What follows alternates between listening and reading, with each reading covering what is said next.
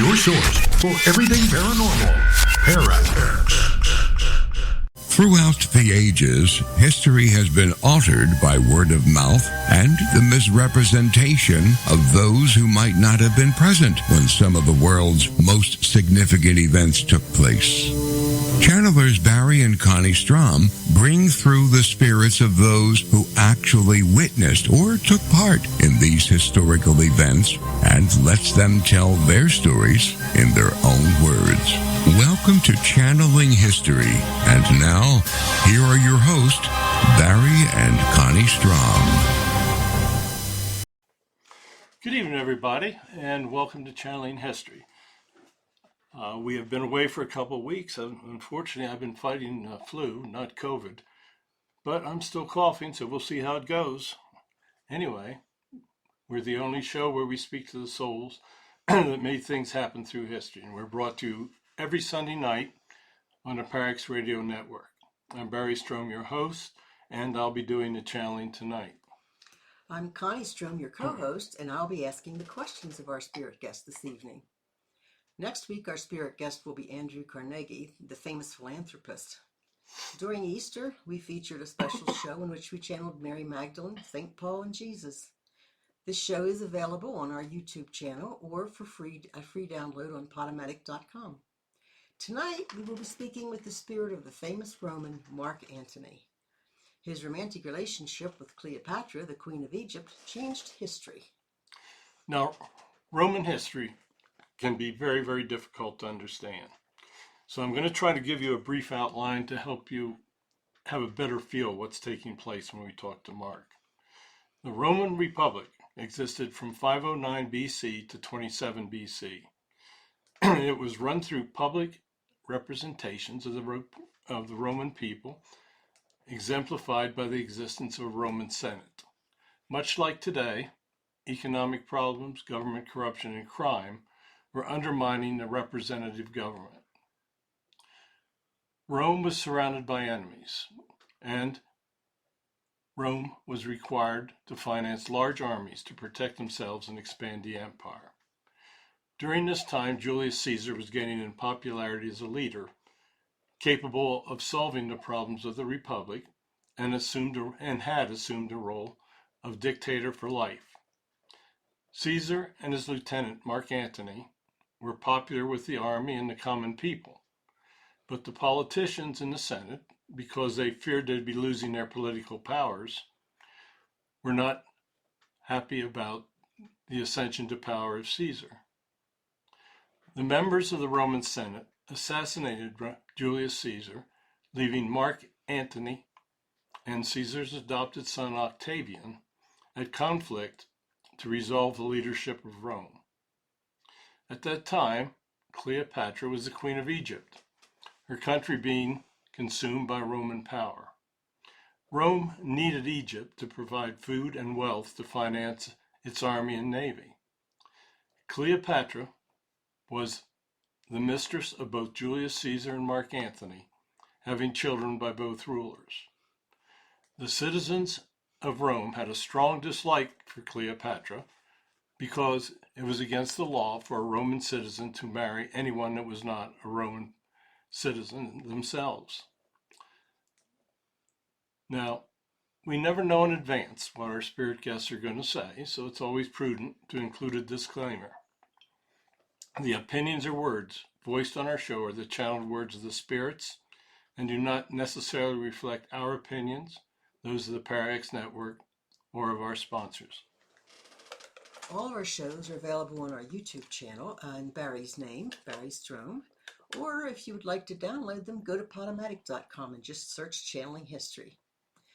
We're currently doing a podcast named A Weekly Message from Jesus, in which we bring a message of faith and inspiration to help guide us through the current troubled times.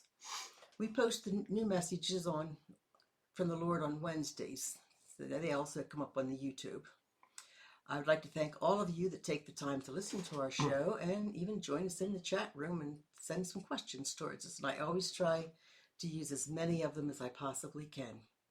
So please tell your friends about us so we can continue to grow our audience, because we think we're getting some good information out there. Now, before we channel, we always say a prayer of protection. And this prayer was given to us by the spirit guides when we first began to communicate with the spirits on the other side. So Connie will now say the prayer, and we'll begin to channel with Mark Antony.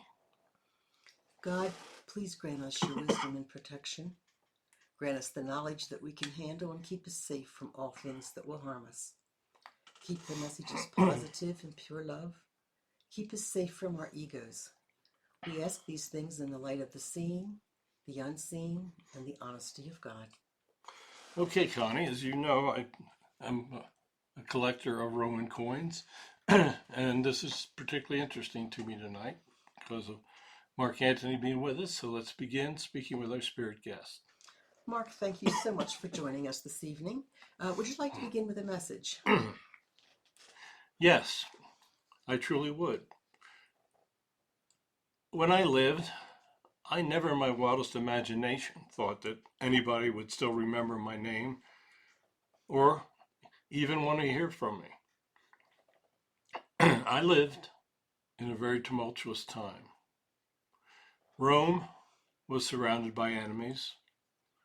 If a ruler of Rome was going to show his power, he had to use the Roman army to conquer those around him and expand the empire. How successful an emperor was generally indicative of how he performed in battle and how he expanded the empire. I tried my best to bring to Rome what I felt would be an acceptable form of government. A government with compromise, a government that, well, all our governments have corruption in them, as you're finding out today. But I tried to do my best to do what I thought would be a track that would lead Rome into the future. So thank you for having me, and I'll be happy to answer your questions. Have you lived any lives since that of Mark Antony? Yes. Since my time as Mark Antony, I've actually returned 3 different times. I came back in the 3rd century. I came back in the 10th, and I returned in the 14th century. In all those lives, I tried to be a politician, and I tried to help others. So, yes, I've seen human evolution in many different time periods. Yeah, you were born in 83 BC. What was Rome like at the time that you were born? Rome had been a republic for many years. The Senate had functioned, but they were trying to gain wealth and power through their political connections. The common people in Rome were not allowed to hold office. It was very difficult for them. It was very tumultuous. We were always at war. We had many legions that were fighting throughout the area. We were always trying to raise money to support the legions. We were trying to do things for the people. We did a lot of public works. We were trying to bring water, sanitation. In many ways, we were ahead of our times. But Rome was very tumultuous, and that was the situation that Julius and I inherited. Will you tell us about your father? My father was a political figure. I was born as one of the wealthy people in Rome. I was educated well. I lived a very, very good life. My father was not a very effective governor, and he died at a relatively early age. How did you spend your teenage years? Like many other teenagers, we were drinking, carrying on with women, basically not doing a whole lot. We were trying to get educated, but quite often we'd cut class, just as your people do today. So I had a rather tumultuous teenage years. In 58 BC, you fled to Greece at the age of 20. Why was that? Situations had changed politically, and I feared for my life. I realized that I would be able to return, but the turmoil had turned against my family, and we felt it was best to leave Rome for a while. How did you begin your military career? I joined the military. Caesar was fighting in Gaul and many of the other countries. He needed individuals that would help fight for the country. I was pretty good on horses, so I joined his cavalry. As time went on, he realized that I was a pretty good soldier and he trusted me more and more. And I actually became one of his trusted lieutenants. Cleopatra was the daughter of Ptolemy the 12th, I believe. When did you first meet her? I didn't meet her until after the assassination of Julius. I knew that she had been a very important woman for the Roman Empire.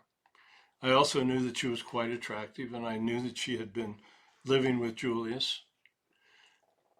Once he was killed, I felt that we needed to continue to have an exceptional relationship with Cleopatra. When she came to be introduced to me, she was in an incredible boat. She was decked out in jewelry. She was a gorgeous woman. And I fell in love with her. Okay, let's move back just a little bit. Could you tell us about Julius Caesar? Julius was a brilliant leader. He was a great general. He was very popular with the legions, and he was very popular with the common person. He was not afraid to take opinions contrary to the Senate. He was a brilliant tactician. I fought under him. He trusted me greatly. We were actually very, very good friends. I felt that when something happened to him, that I would be the logical person to take over command. He had, in his will, adopted Octavian as his son. This upset me greatly, but I realized that that was his will. So, immediately upon the murder of Julius, I tried to get along with the group of senators that had killed him. Octavian returned and had a much different opinion of the way things should be run. We did try to compromise. We formed some triumvirates. We tried multiple leadership with Cleo, but for that matter, so was I. Okay, Rome's famous Of between 1,500 to 2,000 or maybe more soldiers. They were paid mainly from the booty that they would earn when they defeated an enemy. They were very, very brutal fighters. They were very well trained, and that's what gave them an advantage in many of the military battles that in which they were involved. Quite often, you would find that a legion that was vastly outnumbered would be superior because of their training and tactics. The legions were the best fighting groups of their time. In 52 BC, you held the office of Quaestor. I don't know if I pronounced that properly. A financial office that gave you a lifetime place in the Senate. Why was this position important? I was fairly good with financial matters, and I knew that if I could hold that office, that I would be able to always have a place reserved for me in the Senate where I could give my opinions and where I could speak.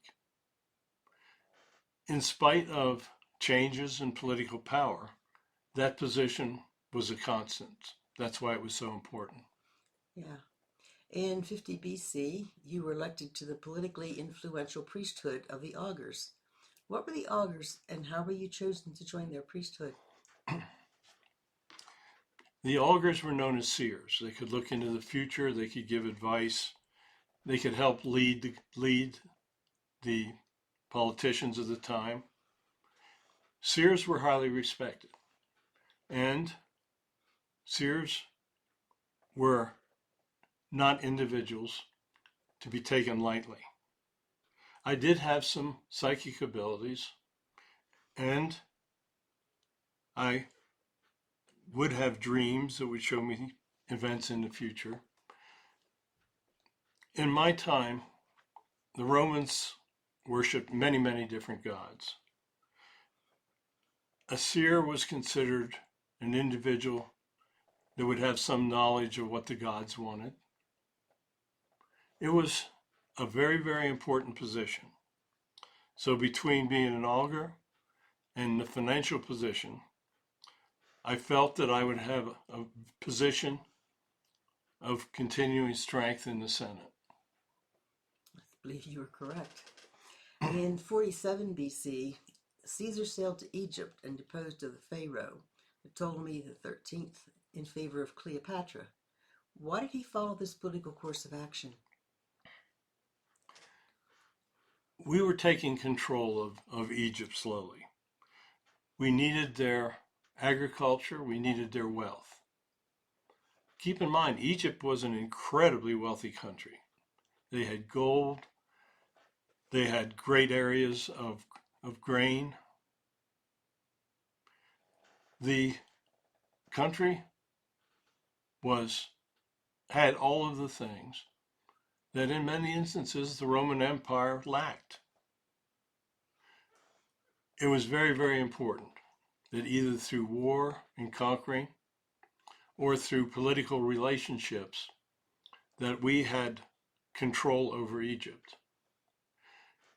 When Julius set up his relationship with Cleopatra as his mistress, they had a child, and he cemented his relationship with the pharaohs.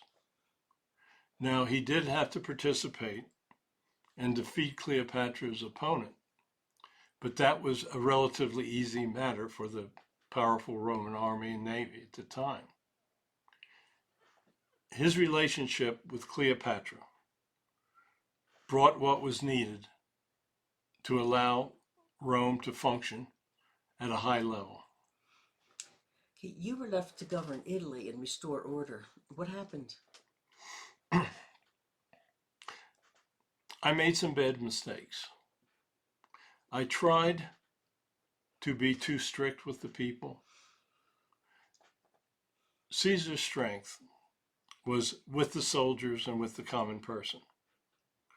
I had grown up in a position of wealth and power provided by my family. The people realized that and felt that in many instances I was supporting the other members of the Senate. I did not do a good job of protecting Julius's back while he was in Egypt. While he was gone, a lot of political unrest began, and a lot of resentment caused his death. How did Caesar react when he had to return to Rome? He took over control and released me of my governing obligations. He tried to form triumvirates, and he tried to rule with others in cooperation. He and Octavian attempted to rule together. It was not Octavian that he tried to rule together. He tried to form cooperative efforts. He tried to split up the empire between other rulers. Pompey objected, started a military action that was defeated by Julius. He tried to take personal control at that point. He gave himself title of dictator. Now, remember, truly resented the fact that he was attempting to take ultimate power. In 44, he also appointed himself as dictator for life. That was the proverbial straw that broke the camel's back. Keep in mind that the Republic was governed by the will of the people. Now, Julius Caesar was saying that he was going to be dictator for life, a total contradiction to the rule of law that had guided the country for hundreds and hundreds of years. So you think he intended to turn the Republic into a monarchy? Yes, that was what was feared by the senators. And even though Caesar did back off at times, he did not want to assume the role of a deity. In those days, it was possible that most of the emperors would want to be deified or considered a god. Caesar refused to do that in hopes that he would be able to maintain his base of support. How did Brutus react to Caesar being appointed dictator for life? It infuriated him. Brutus had been an influential political leader. He had fought in some of the wars. He had a fairly large following. And as it turned out, he was quite convincing in telling the other senators that a dictator would not really be the best thing for Rome. Why were you not with Caesar when he went to the Senate on the Ides of March? I started to go with him to the Senate. Some of the senators came to me and distracted me. They held me in conversation, and they prevented me from going into the chamber. Had I gone in, I would have definitely have tried to defend Julius. I think that the senators felt that I could be a strong influence in maintaining the republic status of the country. It was that distraction that kept me from being in the Senate when he was killed. Will you describe the assassination of Julius?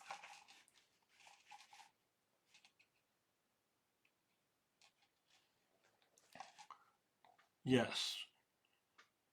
Something just went wrong. I'm hoping we still have voice. There were many senators. Oh boy. There were many senators that disapproved of what he was doing. There were actually 35 to 40 of them that gathered around Julius. They drew their knives and they attempted, well, they did not attempt, they began to stab him. He was stabbed in many, many places over his body, probably 30 or different locations. He bled out on the floor of the Senate. The group that was sponsored by Brutus was successful in ending the lives of one of the greatest Roman leaders. How many men were a part of that assassination? There were probably 35 to 40 that we became aware of. My word. How did you react to the assassination? I immediately ran from the Senate because I feared that they would be killing, attempting to take my life as well. I hid, but realized that I was not the target of the assassination. Many of the senators thought that they could actually work with me and bring about change for the good. I began to assume the power that I felt that Julius wanted me to have. We tried to unite the friends of Caesar and the senators that took his life, but there was no way that was going to take place. The common people were in fear that a lot of the good things that Julius did for them was going to go away. It became a very, very nasty time. Why did Caesar select Octavius, who was his adopted great-nephew, to be named as his principal heir? I think that even though Julius respected my military abilities, I had not carried out effectively what he wanted me to do when he left for Egypt, and I believe that upset him greatly.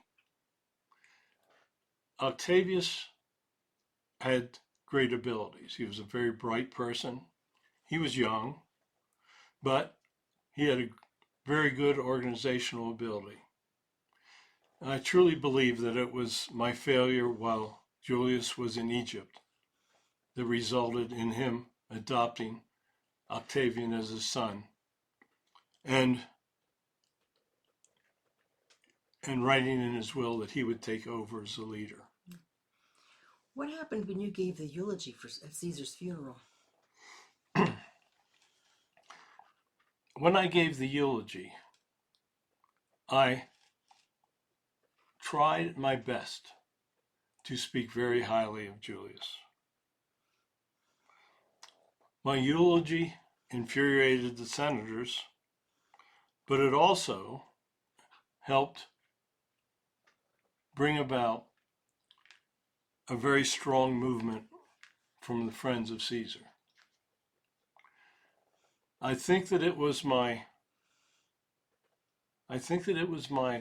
eulogy that eventually resulted in some major changes in Rome.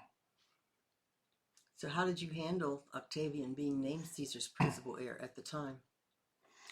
In the beginning, I tried to support him. We actually attempted to rule together for a while. We tried to split the country where his power would be isolated to an area that would not be influenced by mine. But Octavian truly wanted to be Caesar.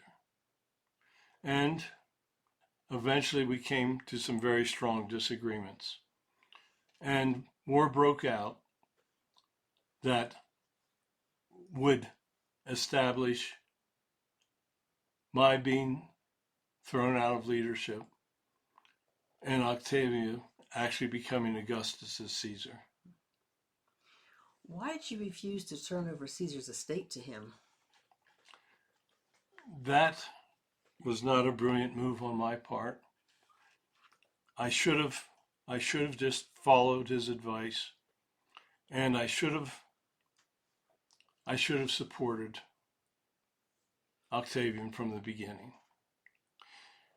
Had I done that, we would have saved many, many lives, and my life as well as Cleopatra's. All right, let's take a small break here. We'll be back in a couple minutes, and then we will continue with our channeling of Mark Antony.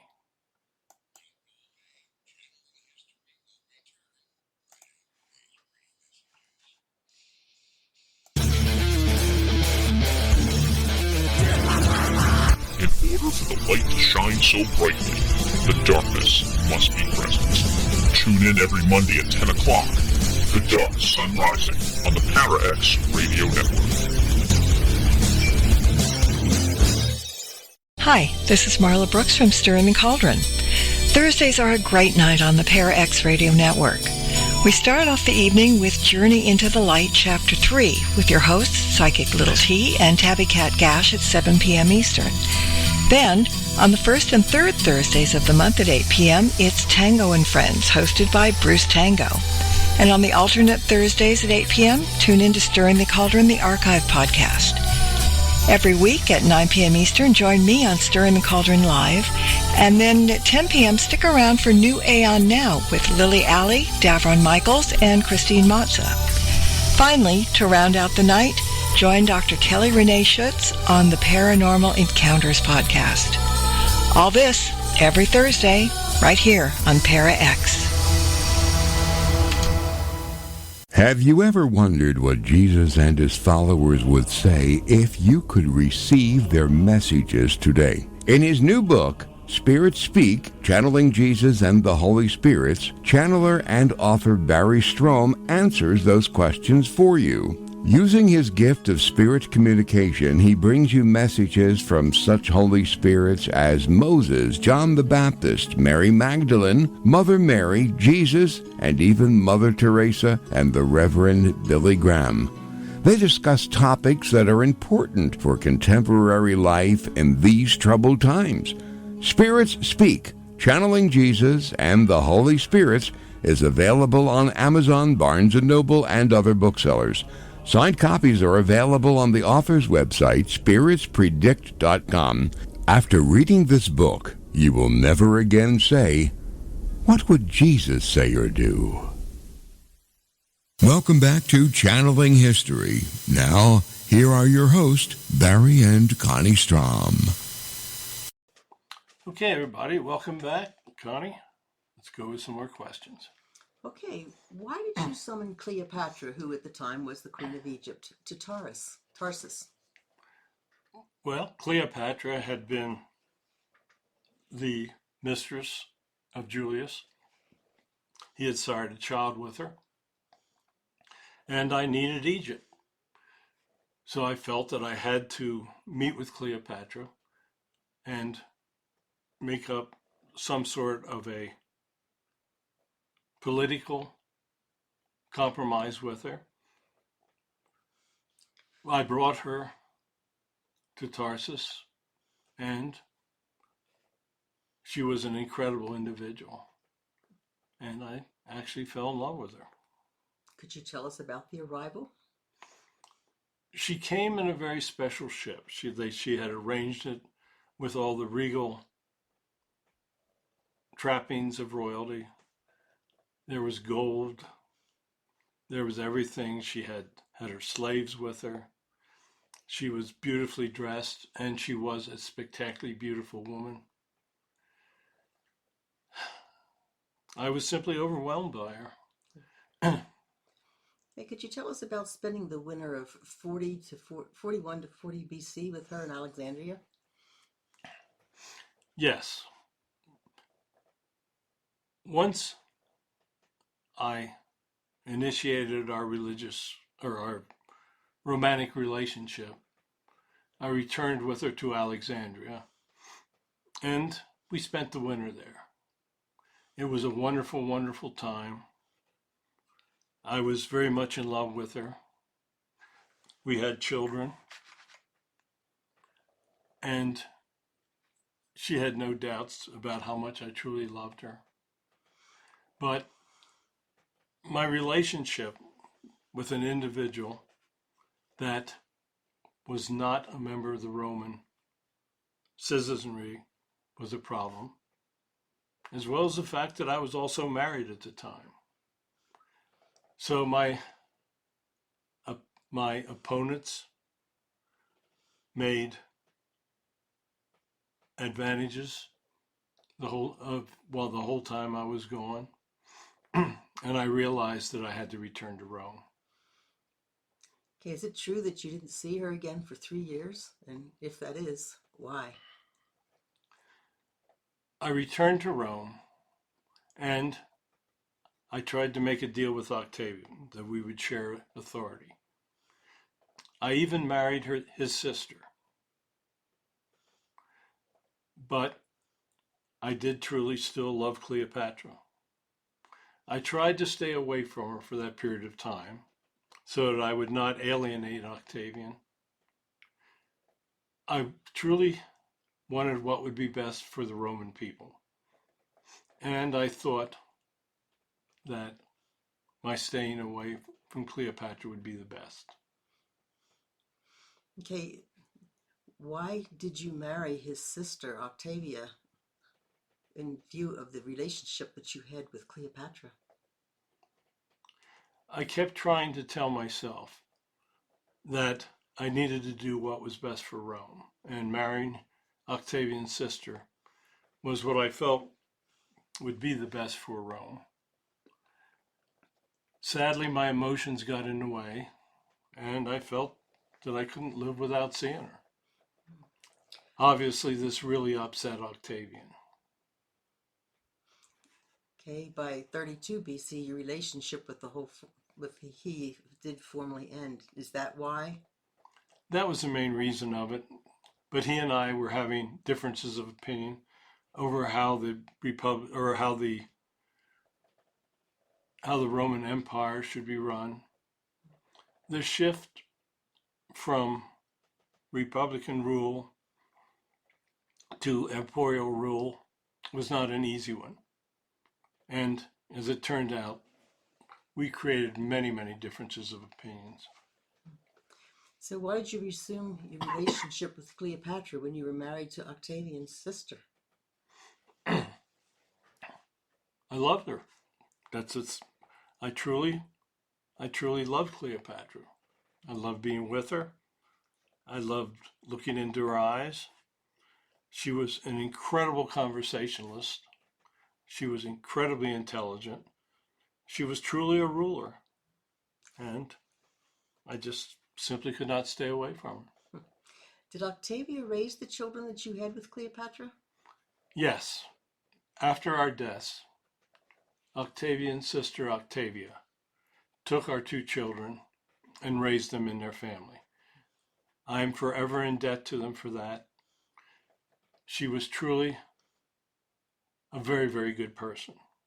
Under different circumstances, I think I truly could have had a very happy life with her. What did the people of Rome think about Cleopatra? They were very, very opposed to her. They hated the idea that an individual that wasn't a Roman citizen was actually in a position of co-power with myself. They knew she was in the background. They knew I was married to Octavian. It was really Cleopatra that it was their hatred of Cleopatra that created so many problems for us. In 31 BC, you were defeated by the forces of Octavian. Cleopatra broke free with her 60-ship fleet and returned to Alexandria. Why did you decide to retreat to Alexandria? I knew that there was nothing more that I could do. I was clearly defeated. I knew that Octavia was going to pursue me. I knew that he saw blood in the water, and there was no way he was going to stop. I felt that if I returned, that there might be a possibility that we could raise enough Egyptian forces that we could resist the advances of Octavian. But it was not to happen. When I returned to Egypt, I realized that my rule of Rome was over. Was that what caused you to commit suicide? Yes, I thought that the only honorable way was going to be to commit suicide. In those days, it was customary that the winning emperor or general or whatever you wanted to call him would parade those in power that he defeated in front of the people of Rome. There was no way that I wanted to be made a public laughingstock in front of the people over which I had resided. I knew that essentially the only way out for me to maintain my dignity was if I committed suicide. Okay, we've got a few questions from some of our listeners. One is, where are you and Cleopatra buried? Have your tombs ever been found? No, our tombs, and we were buried in Alexandria. And when the waters rose, our burial sites were covered in water, and so we will never be found. Okay, and another question. What is your relationship with Cleopatra now that you're in heaven? I see her on a very constant basis. We're together a lot. We actually have returned in another lifetime that I told you about earlier. She's a wonderful soul, and I still see her almost daily on this side. Okay, another question from the chat room. How was your suicide viewed when you got to heaven?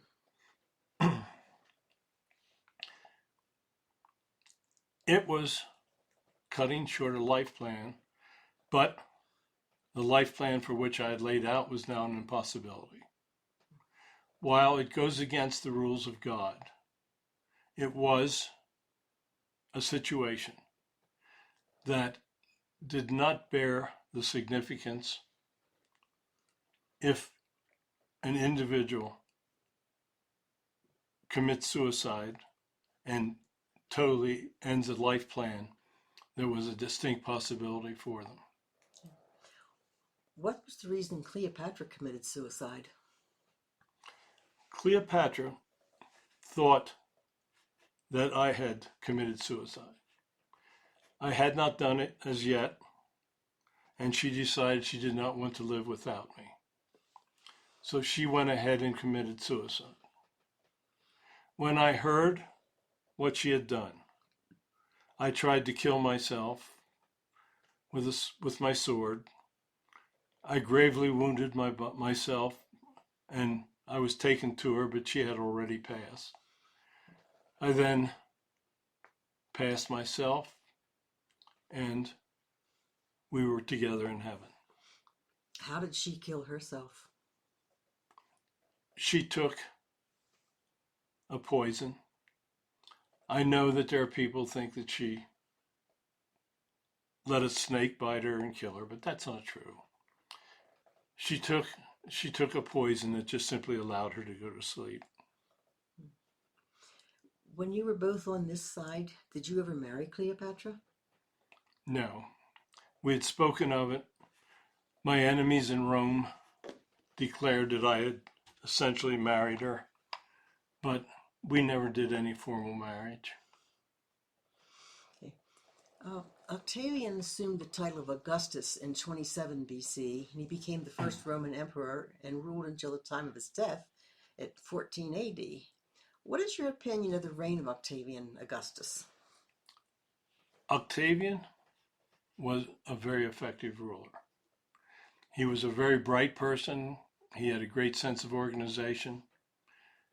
He became a very good military officer. He knew how to direct his legions, and he knew who he had to fight and who he did not have to fight. Octavian actually did an awful lot for the people of Rome. Keep in mind that he was an emperor, and that this was very, very different from what the majority of the older Romans were used to at that point. He did, in my mind, prove himself and performed admirably in the role. Do you see Octavian on the other side? Yes, we do see each other. We get along very well over here. There was a time when we were in human body that we got along very well. Situations of leadership came about that made us enemies. That happened quite a bit in my time. Keep in mind that we were always fighting somebody. If a Roman emperor wasn't fighting and winning a battle, he wasn't advancing the empire, and the people would think of him as a failure. Octavian did a good job. I think he probably did a better job than I would have been able to do. Is it fair to say that your relationship with Cleopatra was your downfall? That was a majority of it. There's no doubt that the outrage that my relationship with Cleopatra caused with the people of Rome played a huge role in strengthening Octavian's position. Do I regret my relationship? Absolutely not. She was the love of my life, and quite often, the pathway to true love is not a smooth path. Yeah, we have another good question from one of our listeners. When the Library of Alexandria was burned, what was the most important of the records that were lost? A lot of the early Christian records were lost. Keep in mind that many of the great writers went to Alexandria. It was a huge library of the works that were in existence at the time. Now, many of the works wound up in Rome. The Vatican has many, many documents. They have many early Gospels in Rome. But Alexandria was the premier location for documentation. There were certain early Gospels that were lost, many of the writings of the masters. Keep in mind that after Constantine called together the church leaders at Nicaea, that many documents were updated, many were corrected, many were completed, and many of those found their way to Alexandria. It was very sad to see all the documentation destroyed. Yeah. What would you change about your life as Mark Antony? That's a very interesting question. Would I change my relationship with Cleopatra? Absolutely not. I think what I should have done when they assassinated Julius was immediately gathered my legion and gone after the senators that had created his death.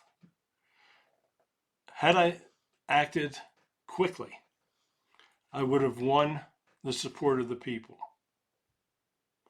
When I delayed going after them, it created many bad situations. Some of them went to different areas, formed militias of their own, fought, resulted in many deaths. I think if I had simply reacted violently and immediately to his assassination, that I would have been much more successful in controlling what was taking place with the Roman people. How were you judged by your guides when you arrived on the other side?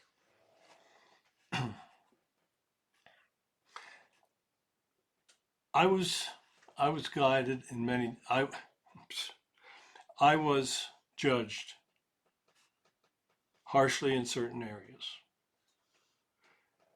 They did not approve of the suicide. They felt that I should have maintained my position. They felt that I should not have cut my life short. And they felt that I should have perhaps tried to conciliate with Octavian. They were not real happy with my early life, as I said earlier, that my teenage and early adult years were basically wasted. They felt that I should have shown more compassion. In many ways, I was very, very strict with how I felt things should be, with the way things should have happened politically at the time in Rome. If I had perhaps spoken more directly with Julius, he would not have attempted to be such a powerful ruler. When he declared that he was going to be a dictator, he crossed many, many norms that the people of Rome were respecting and had respected. I think that if I had been able to counsel Julius into a more smooth transition to him taking over more powers, I think that I could have influenced him. Instead, I tried to promote the fact that he would become a single dictator. That was a major mistake. It was too much of a major move for the people. Even though the people loved Julius, it was something that he should have transitioned. Okay, today you're seeing a lot of turmoil in our government. What would be your advice for our current politicians? Well, my first advice for the politicians would be not to meet on the Ides of March, because that is not a good time. Your politicians are supposedly elected by the people and are supposed to be doing what the people want them to do. Today, your voters have become complacent to electing people, not holding them to the truth, sending them to elected office, and not reacting when they don't follow the wishes of the people that sent them to office. Today, your politicians are earning great wealth. They are using their positions in a way that contradicts anything that they promised when they were attempting to get your votes. Cooperation. At the end of the days of the Roman Republic, the senators could not cooperate with each other, and it led to a political system where a dictator came forward. There are many similarities. While I know that Roman history can be very boring and difficult, there are many things to be learned from our past. It would be a great thing if today's children would learn the true lessons of history in the schools and colleges. Think about the tenets that have to be followed if a government will be successful. The foundation of your government is very solid. You have a good constitution, Bill of Rights, House, Senate, President, 3 houses of equal power. That's very similar to the triumvirate that we tried to set up in ancient Rome. When one of those houses tries to gain power over the other, that is the beginning of the end. It is only the equality of that power that can hold a government together. Yes, thank you so much for joining us this evening, Mark. It's been a really good education. Do you have a final message for us? Yes, generally it's simply thank you for allowing me to come back. I know when I walked the earth, I never ever imagined that anybody would know my name thousands of years in the future. I do think that I have lessons that should be learned. I think that the changes of the Roman Empire are very similar to some of the changes taking place in the United States today. I think that people have got to learn to cooperate. If they don't do that, you're not going to have a country. Many countries have fallen through the years because of that.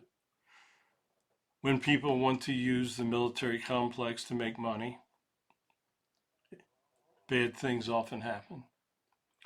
So yes, I made many mistakes in my life, and I did many things that I think were good. So I want you to hopefully pay attention to my words. Thank you so much for having me. If you would ever wish me to come back, I would be more than happy to do it. Thank you so much. Okay, Mark. Thank you so much. I enjoyed it, especially since I'm kind of a scholar of Roman history. And yes, it can be very boring. Anyway, next week, we are going to interview the spirit of Andrew Carnegie. Carnegie was one of the great philanthropists of all times. You can see his name on Carnegie Institute, Carnegie Mellon, many, many things.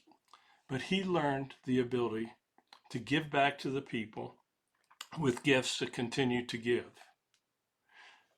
Today, we are seeing people in much need.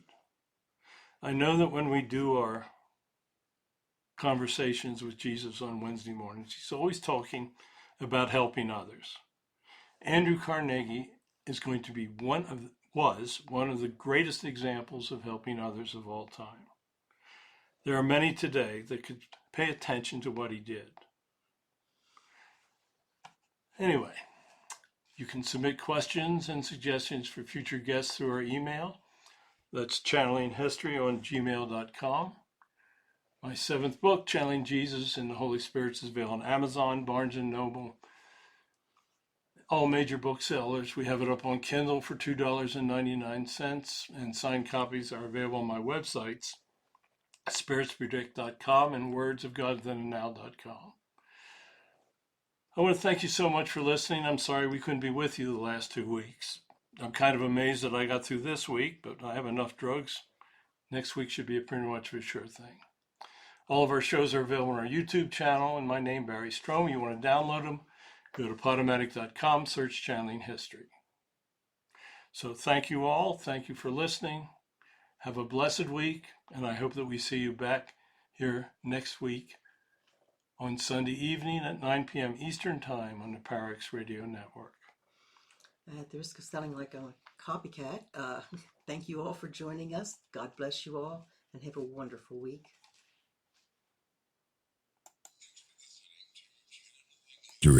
Tune in again next week for another electrifying episode, as we never know who will make an appearance or who will come through the portal. Any rebroadcast or other use of this program without explicit permission is strictly prohibited. Copyright 2020. Our Story Begins by Kevin MacLeod, licensed through Incompetech.com.